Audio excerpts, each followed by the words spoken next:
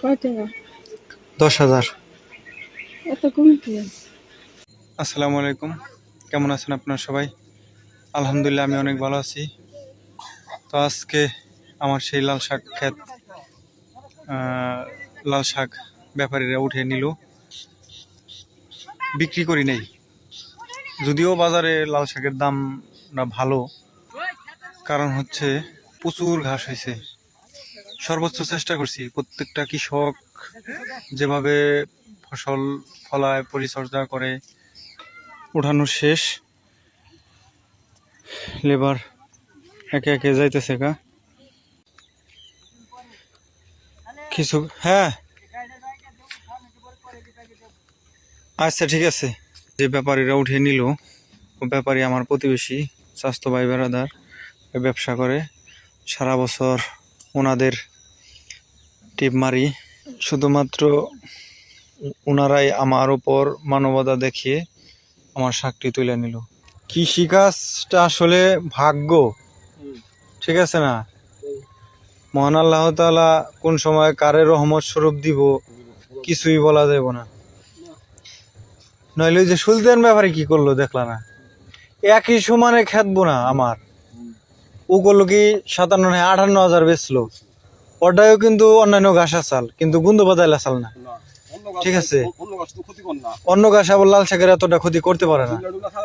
গেল এক পর্যায়ে ওর পাশের ওই জমুরিয়া খেত, ওই যে জাহাঙ্গীর যেটা আজকে বুনলো, ওই ক্ষেত্রে ও করলো কি, জাহাঙ্গীর কাছে থেকে বাসলামি করে হইলো এই 12,500 টাকা দিয়ে কিনলো, কিনে সার বীজ দিয়ে এটা 9,500 টাকা বেচছে। তাহলে খেইতে এটা পাইলো না, মানে মাঝখান থেকে তৃতীয় একটা মাধ্যম বাসলামি সরে বেচা কিনার পর হ্যাঁ টেহা পাইলো। ওই সুলতান উনিল গাড়িতে লোড দেওয়া শেষ। আমার বাড়ির অপর পাশে একটা জমিতে অল্প কটা সজ আছে, সজটি নিয়ে ইনশাল্লাহ ঢাকার উদ্দেশ্যে রওনা দেব। তো আপনারা সাথেই থাকেন, দেখি ঢাকার কি পরিস্থিতি।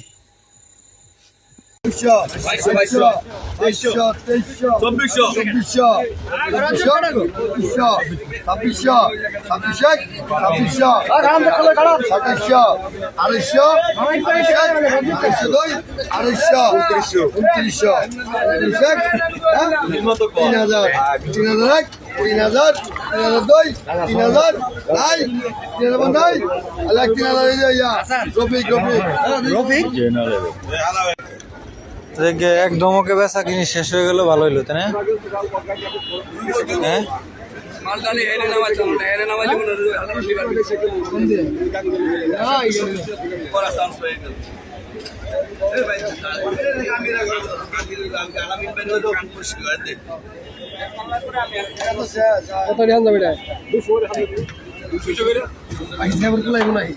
খোলাইব এগুলা এই টিভি মারে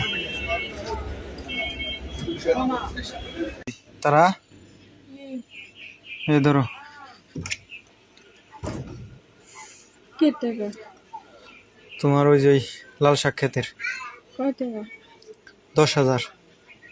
এত কম কি? আমি না নিয়ত করে ফেলাইছিলাম ক্ষেত আগের মতো আলবাইবেন। কে দুইটা মিলে? হ্যাঁ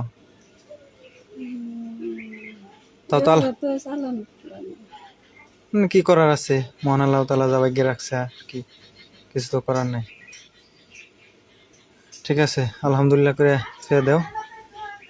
এই দিয়ে আবার দেওয়া করে দোকানদার দেয়া ঠিক আছে, ঘরে রাখো, দিমানি পরে। ঠিক আছে, ধন্যবাদ সবাইকে ভিডিওটি দেখার জন্য।